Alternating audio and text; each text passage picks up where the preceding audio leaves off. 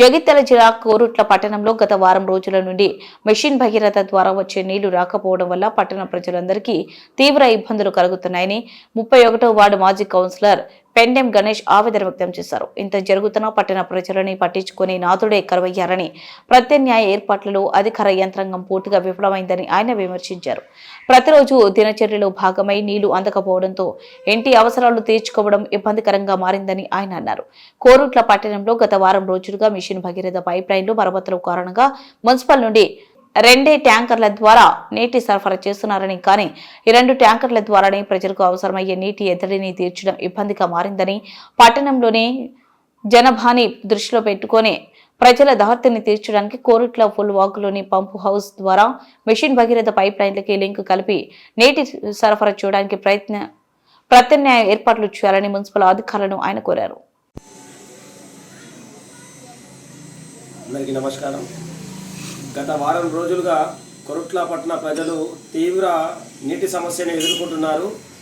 ఏదైతే కొరుట్ల పట్టణ అధికారులు ప్రజలకు మిషన్ భగీరథ నీరు రావని చెప్పి గత నెల 31వ తారీఖు నాడు ఒక ప్రెస్ మీట్ ద్వారా ప్రెస్ నోట్ ద్వారా తెలియజేశారు.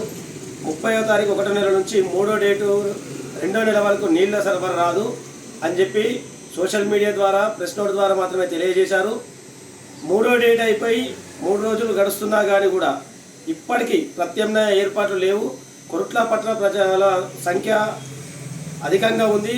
ఆ పట్టణ ప్రజల సంఖ్యను దృష్ట్యా అధికారులు ట్యాంకర్ల విషయంలో కానీ అనేక విధంగా పంప్ హౌజ్ల విషయంలో కానీ ప్రత్యామ్నాయ ఏర్పాట్లలో పూర్తిగా విఫలమైందని చెప్పి తెలియజేస్తున్నాను.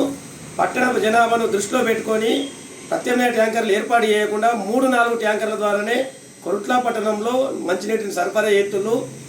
ఏదైతే 3వ డేట్ వరకు మిషన్ భగీరథ వరకు వస్తుందని చెప్పిన అధికారులు మేము ప్రతిరోజు మా పార్టీ తరఫున కానీ మేము కానీ ప్రతిరోజు డిఈ గారిని కానీ అధికారులను కానీ అడిగితే రేపు వస్తాయి అనే చెప్తులు కానీ సరైన సమాధానం అధికారుల దగ్గర లేదు.